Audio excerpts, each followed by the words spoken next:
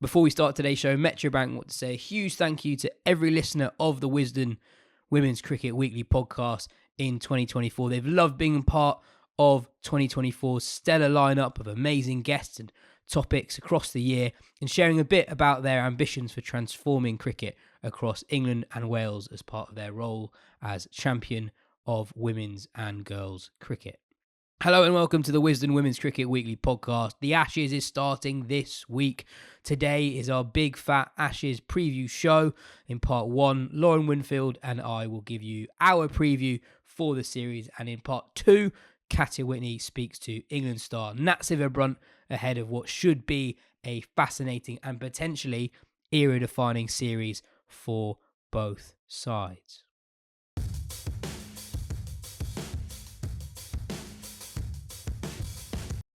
We are just a couple of days away from the 2025 Women's Ashes. I guess, first of all, Lauren, good to see that people are listening to what you say on the show. I had to reread those press conference quotes this morning to double check that you weren't in as a last-minute addition and doing media duty straight away. No, mate, it was your stuff as well. We've just got such good material. Interesting though. Hey, especially... Just the poll that I put out on my story about the three tests thing, like that got quite a lot of traction, quite a lot of players' votes for the three testing. So maybe the old Wisden podcast taking over the world, and we're going to rewrite the Ashes schedule. Yeah, I mean, this is just the beginning, and we've got some way to recover from our T20 World Cup prediction. So one step at a time. 2025, we're going to get it right. Yeah, it's a big year. It's a big year for us. Australia have held the Ashes since 2015, and we kick off with 3 ODIs, the first of which is on Sunday.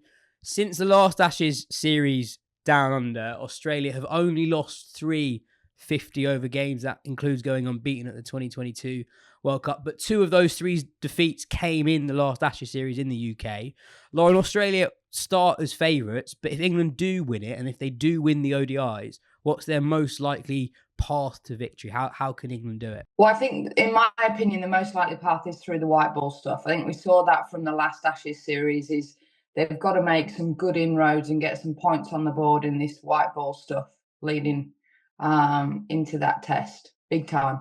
Australia, they're still favourites. They're still hugely. It sort of seems like, you know, they've lost Sophie Molyneux to injury. Obviously, Alyssa Healy's been, you know, subject to fitness at the minute and things like that. But it does always feel like they have somebody that then just puts their hand up with Annabelle Sutherland.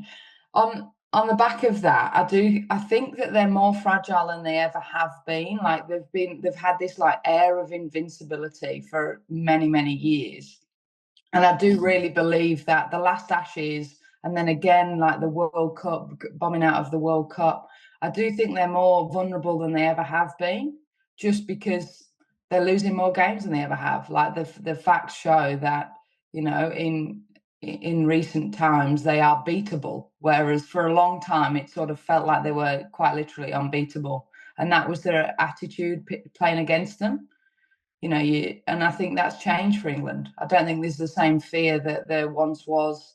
I think the style and brand of cricket that John Lewis is instilled in this England team is they're not gonna back down, and they're certainly not going to be timid. Or I'd be very disappointed if they were, because I feel like a lot of strides in that sort of space have been made. So I do think that. I think the T20s especially, I think England have got a really good chance. I think that's probably Australia's most vulnerable format, especially with Alyssa Healy sort of, like we spoke about it in the World Cup, is actually, I think she hides a lot of cracks in the way in which she plays and gets the team off to a good start. She's not coming in with stacks of runs, stacks of form, etc. I think this ODI series is going to be really tightly fought. I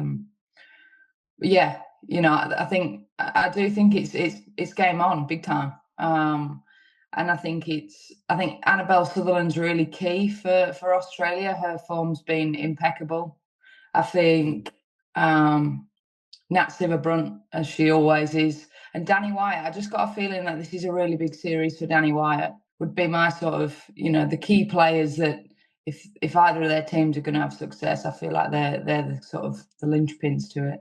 On the attitude shift, if from the outside it felt like there was a big one from England to how England approached Australia during the 2023 Ashes.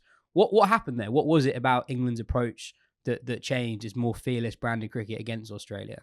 It's just been brave from ball one. It's not having it, like it's not feeling your way into the game and seeing how it sort of plays out. I think it's the players that you picked, that were picked, which were aggressive players and are aggressive players. I think it's not waiting for the moments; it's making the moments. In terms of getting on that front foot and taking the game on rather than sort of feeling your way in and set a platform and then go. It's the tone is set. I think the other thing is Heather Knight's captaincy. I think her captaincy was really good in that Ashes series. I think it was a marked progression in terms of how aggressive she was with the fields, with how she used her bowlers. I think since then there's been a really good continuation of that. So I think that was really key, actually, the captaincy. And you can't be aggressive if you haven't got aggressive fields, if you're not picking aggressive batters and bowlers. Somebody like the inclusion of Lauren Filer, like, you can be aggressive. It's hard to be aggressive at 65 miles an hour. If you've got a lot of skill and it's swinging and it's seaming, it's obviously different. But it's easier to be aggressive if you've got the sort of players to do it. And that's the same with the batting lineup. I know the lineups change a little bit since then, but it's no different in terms of the style of play. Like a Boucher plays the same in which a Dunkley plays, but obviously Dunkley played that series being ultra aggressive. So I think they've got the players to go, we're not afraid. And they don't have battle scars. A lot of these youngsters, they don't have the battle scars. They don't have, this player's got me out quite a few times in an Ashes series or whatever. Is they go in and they've got no fear and they just see it as another game, really. On the ODIs, it feels like players like Tammy Beaumont, who obviously is not part of the T20I setup at the moment, and Heather Knight are probably better 50 over players than T20 players. And then you've got Nat Sciver-Brunt, and I'm just going to throw some numbers at you. This is her record in ODI cricket since the last Ashes series down under. 1,421 runs, at an average of 67 and a strike rate of 99. That's over the course of 3 full years. Even before you get to her bowling, that's best in the world stuff. You feel like if Sciver-Brunt is so good, if she is somewhere near her best, England will have a chance almost regardless.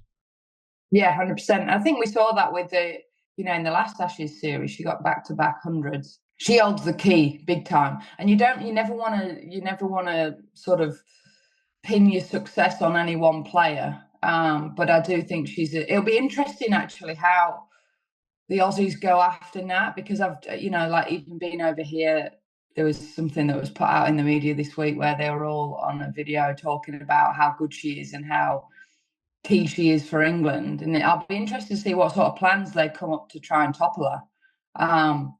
But yeah, she's a phenomenal one-day player, especially.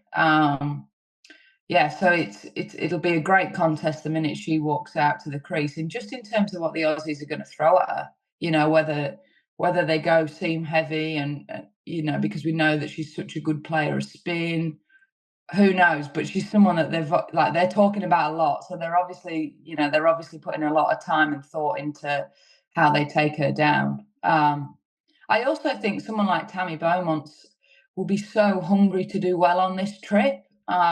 She was obviously phenomenal in the Test match in England. But you look at it, she's not playing T20 cricket really for England at the minute.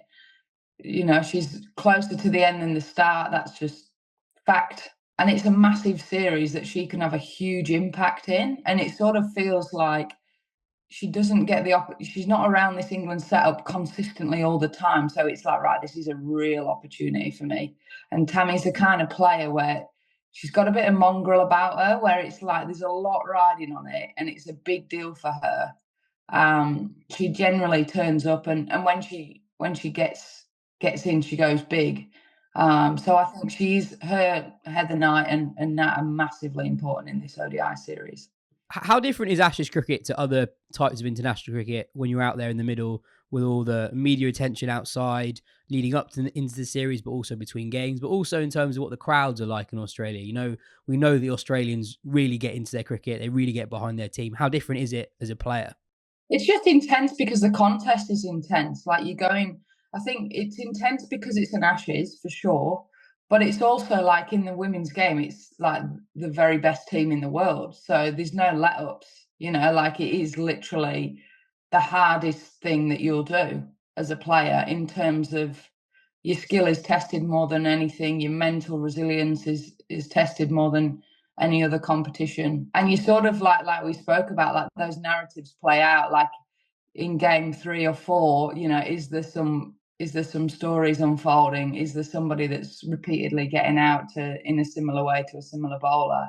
So those sorts of things, plus the media circus. I don't think the crowds are actually as hostile over it.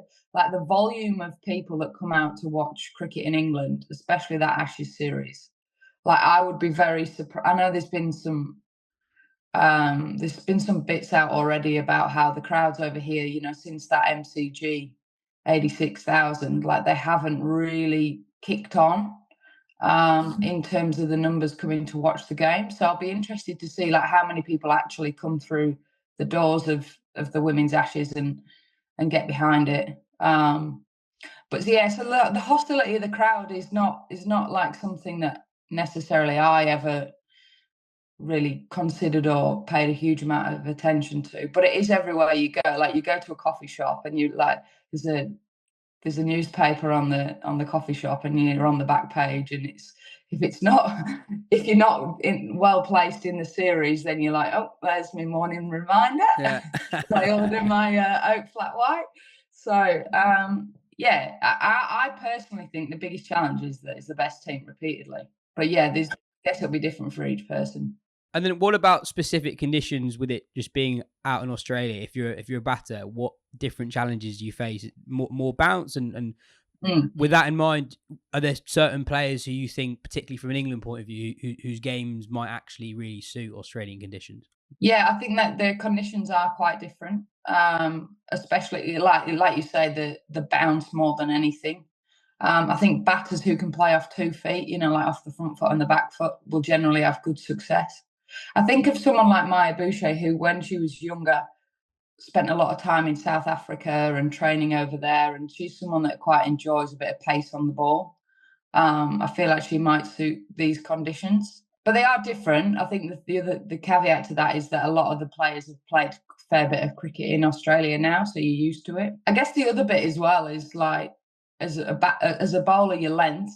So I think sometimes you can get drawn into bowling too short over here because you think there's extra bounce, when actually, if you can hit the splice, it's incredibly hard to sort of drive down the ground off a hard length because there is more bounce. Doesn't turn as much, but you do get, like someone like Ash Gardner may not turn it hugely, but she'll get good energy on the ball and good bounce. So then does she become quite hard to sweep, or sweep in front of the square?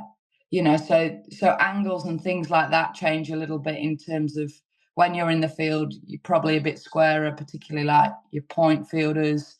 Third man and fine leg are actually in the game a lot more than what they would be naturally in other conditions. And then like batting, you're probably used to, I don't know, driving to extra cover. Well, actually, that sometimes goes a bit squarer out here. So just little details like that where, it is different. But I think it's not foreign anymore because a lot of players have played a fair bit of cricket out here. I was trying to work out in the 50 over stuff where Australia might look a little bit weaker this time round compared to in 2023.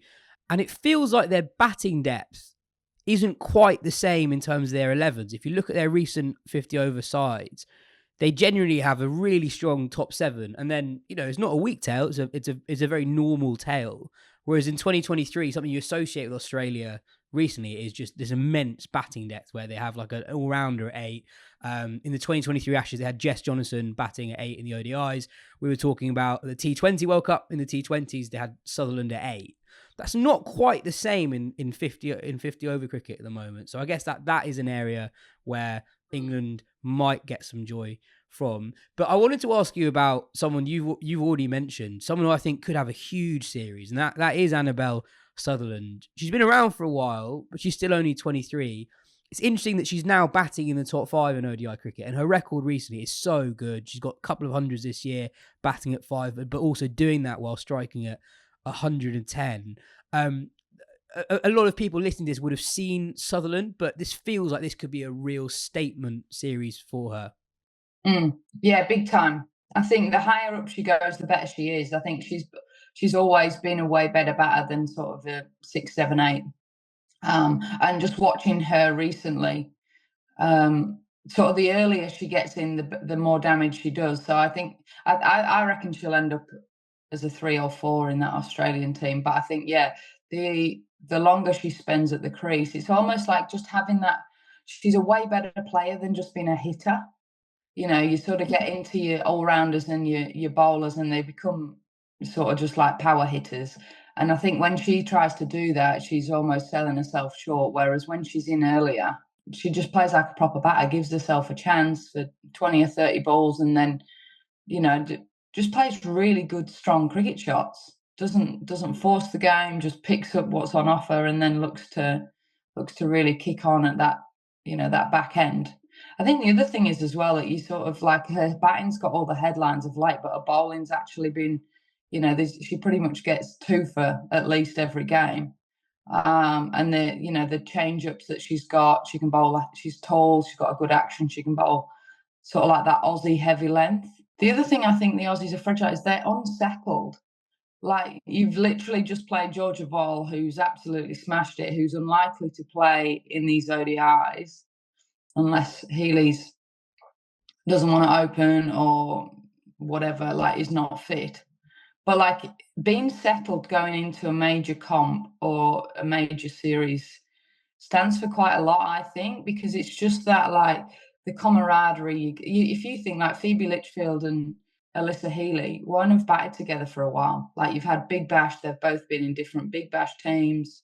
Obviously, you know, they're in different. You've just come off a T20 World Cup. You bat in different positions in the T20s. Litchfield obviously drops down the order. You know, that sort of fluidity and that partnership that you build over just playing together, knowing each other's game, knowing if you're under pressure and you got 4 or 5 dots, what do you come down and say to your partner? Like, what do they need to hear? All those sorts of little details that no one really, if you're not in the game, you don't really consider. But I think the biggest thing is the unsettled nature of them having a good run into this series with that sort of lineup. Yeah, and the other thing around the batting depth is it's a tactical decision, right? They don't have to go about it that way. You know, you mentioned that Sutherland bowls a lot and has been bowling very well. You've also got Elise Perry in the top 5 as well. So you have 7 really strong bowling options every game. And obviously it's great to have that buffer. If it's not going well, it gives you different options to different batters who might be well set. But, you know, they can't bowl 70 overs, right? And they're sacrificing a bit of batting depth in having that amount of bowling cover. We talked a lot about how the 2 batting lineups are sort of settled at the moment. How do you think the 2 bowling lineups are faring at the moment? How do you think they compare? I think England's spin attack is better now that they've lost Sophie Molyneux. They're probably, you know, I think Alana King and Ash Gardner are world class, but you need a third world class spinner, especially in 50 over cricket. I think, you know, with Georgia Wareham, she's sort of been in and out with 50 over stuff, and it's probably more of a, you know, she's probably stronger in T20.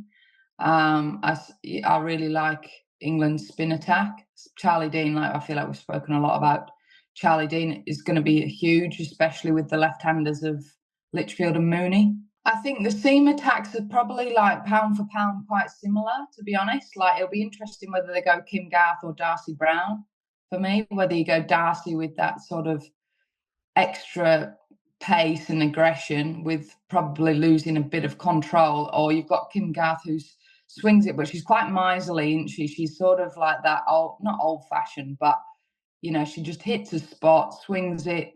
she could be someone that England really look to target, actually, if she does play. And I think England's a bit similar. Like, we don't know the fitness of Kate Cross at this stage. Obviously, she was injured in South Africa. Lauren Filer, Lauren Bell, they've had really good. Like, Filer's a bit similar to Darcy, in terms of you probably her control is much improved, but you're using her to sort of blast, 3 or 4 overs, see if we can make some couple of inroads, and then hold her back, and then go again, and try and use her that way. Lauren Bell's had some really good games, and then some quite poor games. So it'll be interesting to see how she sort of goes over here. I think the conditions will help Lauren Bell over here because she is tall and she does get that extra bit of bounce.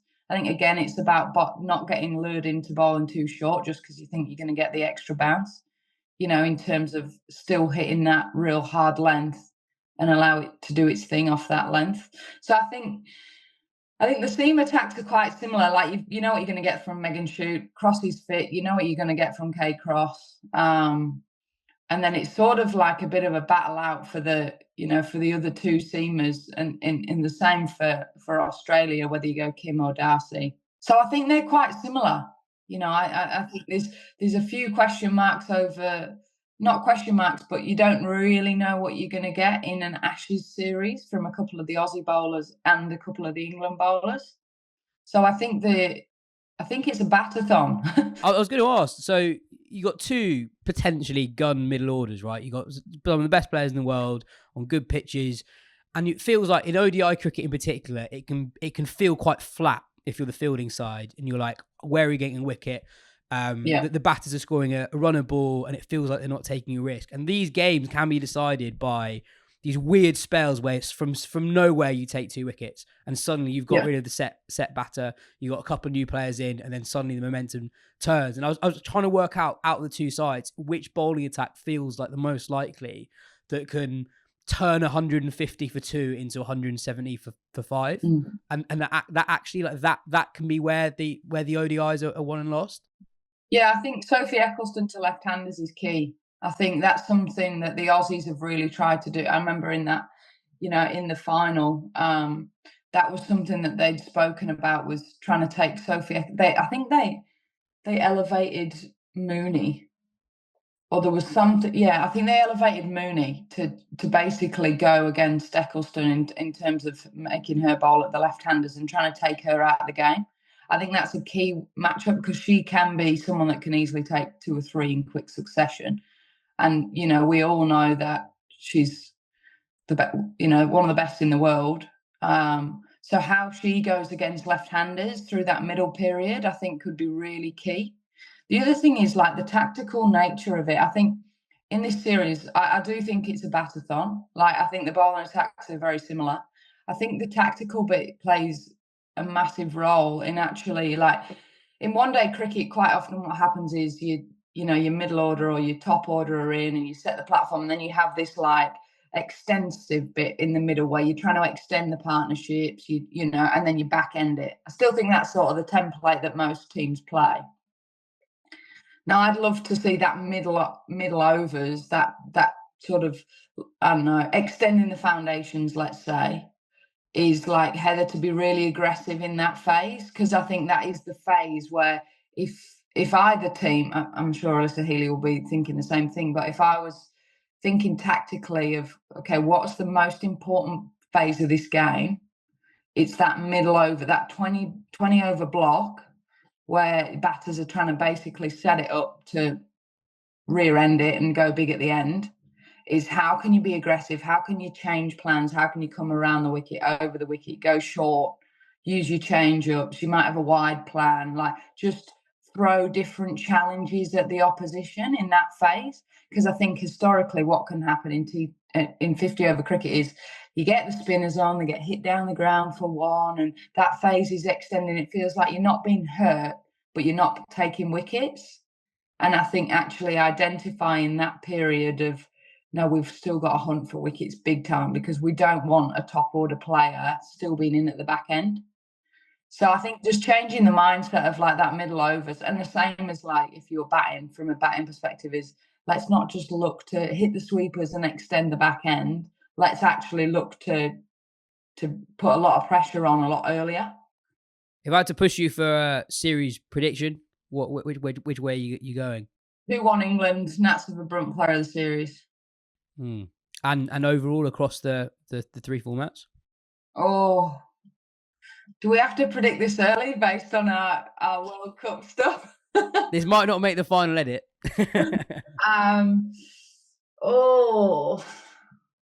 I think England will win both white ball series 2-1. I think if they do that, they'll win. I think that the test match will be a draw. Yeah. All right. Well, let's go with that then. England 2-1, both white ball series, test match drawn. No, I like it. I think I'm slightly less optimistic than you. I think what I definitely think will happen is I think England will. Obviously, a lot of the talk of the last couple of months has been quite negative following the T20 World Cup, and I think England will flip that narrative quite quickly. I think they'll get a really good result in early, and I think the series will feel alive a very long way through it. I guess the fear is that with the point system, that you can actually have quite a few dead rubbers at the end if it's one-way traffic early on. Yeah. And that's what we've spoken about, isn't it? You don't want it to be sort of like just fizzling out at the end. I think England will do well over here, because I think the World Cup, whilst it was a huge disappointment, it's different conditions. It's very different to coming out here and playing in Australia, where a lot of players have got a lot of experience now. And the senior players are key for me, especially those senior batters. Your Beaumonts, your Wyatts, your Sciver-Brunts, your Heather Knights, they're the absolute key, because coming from a batter, obviously, but I just think the bowling attacks are very similar, and the difference is going to be who doesn't get 60s, who gets 100s, and who gets them at a decent clip. Well, it'll be fascinating to see how it plays out. It all begins Saturday night, really, if you're in the UK. And as we said last week, it's over and done very quickly, so keep your eyes peeled. Cheers, Lauren. Chat next week after the second ODI.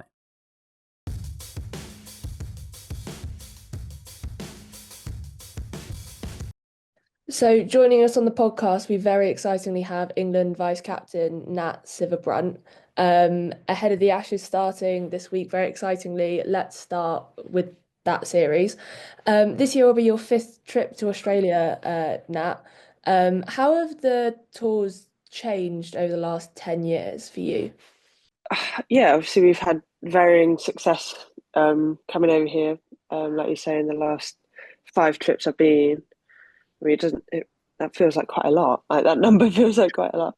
Probably from the last time we were here, wasn't part of the best set of memories we've ever had. In COVID times, and just obviously not performing very well. But obviously it's a very different time now in terms of no restrictions, but also I guess the attitude of the team and the positivity around our group. So it feels different. And yeah, we're sort of ready for the challenge. Obviously, you mentioned not massively happy memories from the last time down in Australia, but with the Ashes, the last series was 2023, which was that amazing series. After the Test match, coming back and nearly winning that series, does it feel like there's unfinished business from that series, getting so close and drawing the series on points? A little bit, I guess. After a series against Australia, you always feel like, well, with the ending in a draw, it feels like a shame that it's over, really. And obviously wanting a bit more out of that we had such good momentum in England in the summer during that series, and just couldn't quite get over the line in some key moments in the game. But yeah, it's sort of a whole different ball game coming over to Australia and trying to do that. We've got quite a young group of players who, quite a lot of them haven't sort of been over here and been part of an Ashes series away, which is a little bit of a different ball game. So yeah, we've got some inexperience, but also with that comes freedom a little bit and an exciting time to be able to test yourself. In 2023, you played a massive part in that comeback with the century down at Southampton and also in Taunton as well. That kind of situation when it's a must-win scenario across that many games, does that bring the best out of you as a player? Yeah, I think also being able to stand up against the best team in the world sort of brings out the best in me. When the challenge is obviously very high and the stakes are high, sort of like to stand up or try and stand up for the team in that moment. I mean, I was able to do some crazy things really in that series, and I guess the challenge for me now during this series is not setting my expectations too high and I guess making that a detriment to how I perform. And yeah, trying to take each game as it comes. Really, I mean, we're obviously starting from 0-0, so having that attitude every game and just playing what's in front of you and the match in front of you will be important as well. We talk about Australia a lot as the best team in the world, and we talk about that gap between them and the rest, or we have talked about that gap being huge over the last few years. Could you explain as a player what the particular difficulties are playing Australia that you don't have when you play other sides? Yeah, I mean, they're a very good team. They've got a very long batting lineup, and the luxury of picking a lot of all rounders. So, yeah, I guess in their side, any number of people can bowl.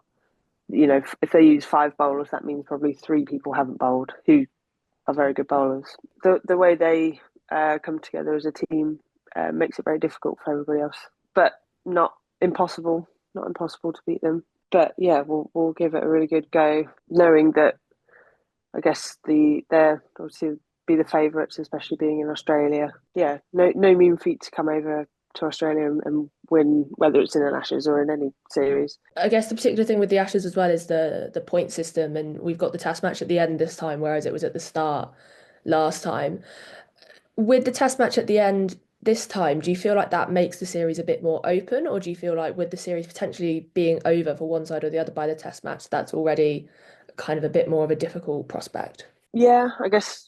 I mean, we can predict things and the way it'll go and the way it'll sit before the Test match starts, but yeah, without knowing the results of the games, the Test match could either be win or bust, or it's already, the series has already been wrapped up before then. Like we've played the Ashes in all different ways with the formats. I mean, with the order. So yeah, it'll be interesting to see what happens with the Test match being last. Do you have any strong feelings over the point system, whether this is the best kind of combination that we've got at the minute, or whether it should be changed, or whether there's anything else they can do with it to be a bit more creative? No, I'm not sure. I think it changed when I started playing Ashes cricket. So I've not really known anything different. And obviously, it's been years since we played more than one Test match, sort of in a series against a team. So yeah, I guess it depends on the appetite for women's Test cricket. The players' appetite is always high, but yeah, I mean, you'll have to ask some more creative people about that and how they see that going. But I mean, the last few series that we've had have been really exciting, and yeah, I guess has brought the best out of both teams in the competition. What we can say about this series is the schedule is a lot tighter than it was in England 18 months ago. Most of the white ball games only have 2 days in between, and there's also an internal flight there as well because Australia is huge.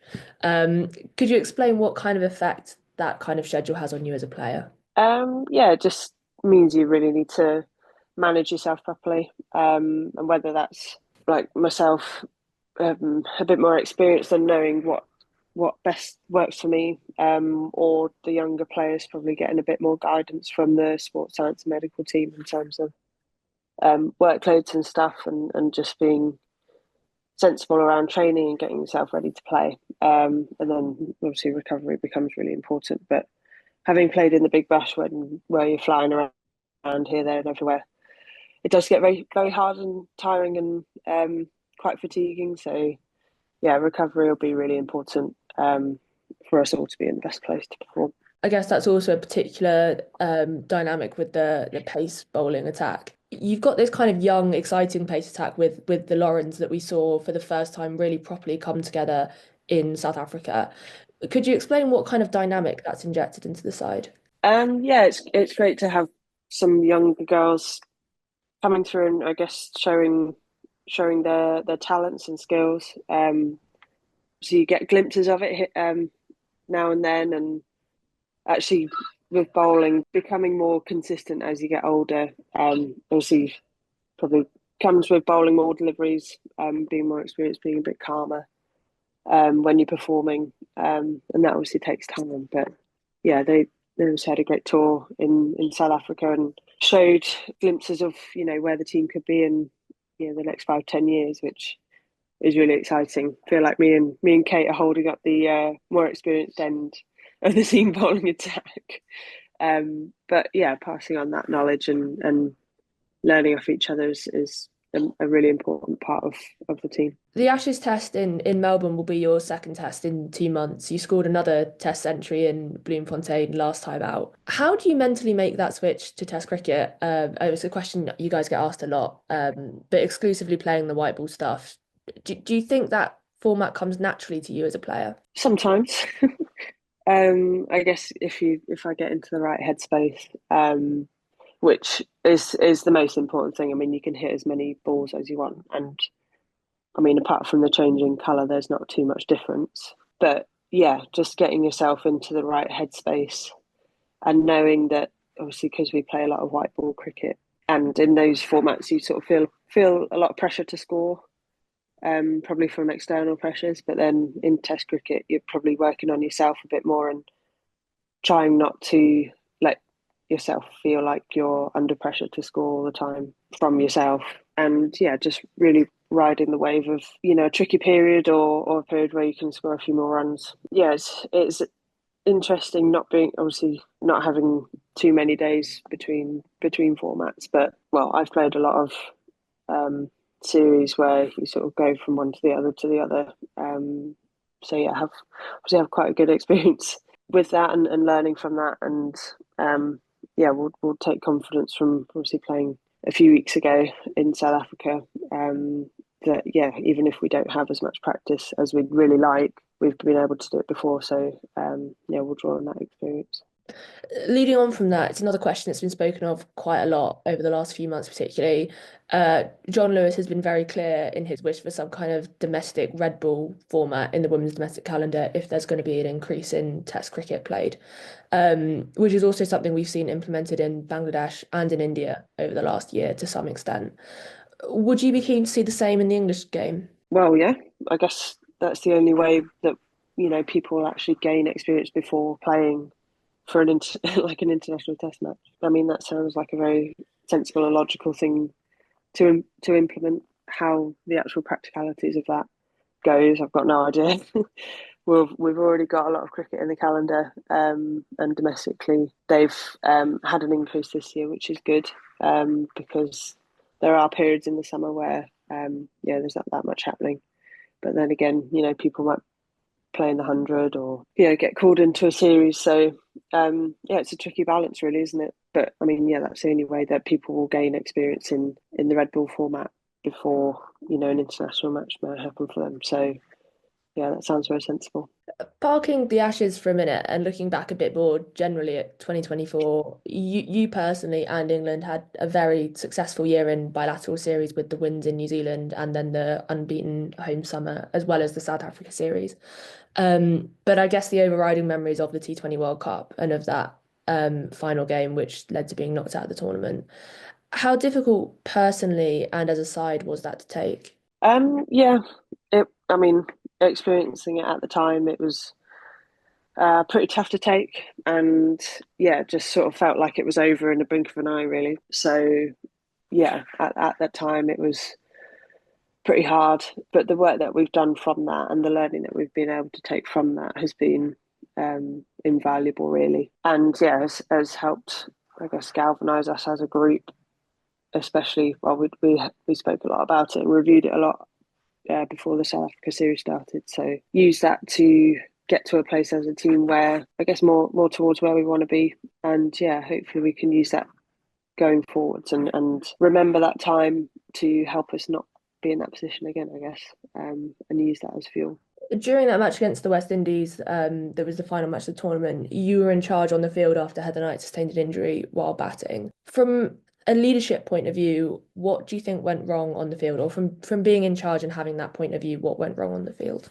Yeah, I guess people were in general, we were a little bit taken aback at the way that the West Indies openers especially played. And yeah, they really took the game on. Yeah, it sort of snowballed from starting okay with the ball to mis-executing a little bit, but just not being able to stand up in the field especially. So yeah, I guess once obviously we dropped a few catches, didn't we? So once a catch went down, there are a few more heads probably that went down and didn't come back up for air really. So yeah, I guess leaning on that and learning from that, just making sure that we're always sort of on the front foot in the field and always showing our effort and showing our attitude. It's not necessarily about whether you take the catch or execute the pick up and throw or run out, but more about the attitude that we show through fielding and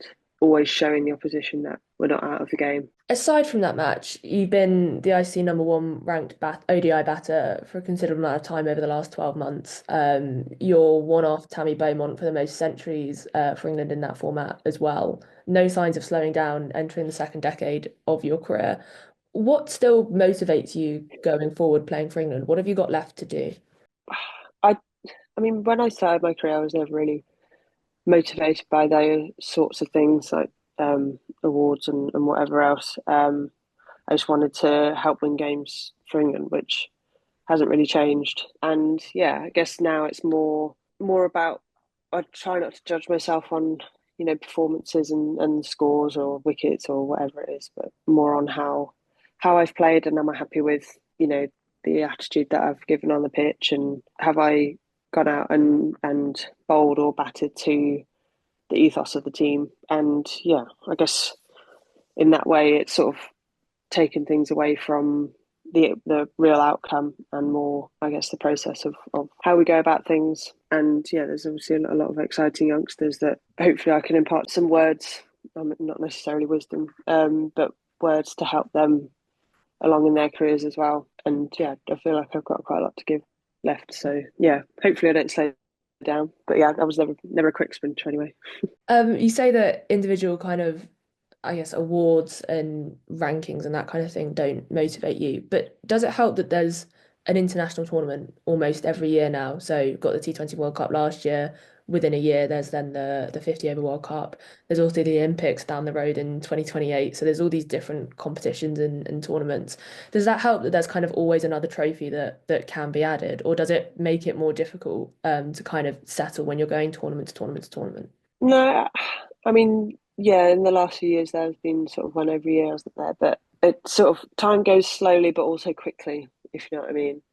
So like obviously being part of series and tournaments and World Cups and Ashes and stuff, those still have like obviously such a big weighting around what planning for the year and what you want to get out of yourself and everything else. But then also it's like there's so many balls you can hit and so many sessions you have before those things start, or you can sort of take it day by day, or you can look more broadly at it all. But yeah, just taking each game as we can, one ball at a time, I guess keeps you present in the moment so that you don't think too far ahead of yourself and sort of get distracted. So we'll think about the Ashes first and then have a break, go into the summer, and then see where we are before the 50 over World Cup. Brilliant. Thank you so much for speaking to me today, Nat. That's kind of everything I've got to ask. But good luck for the Ashes series. Not long to go now. Yeah, thanks, Katya.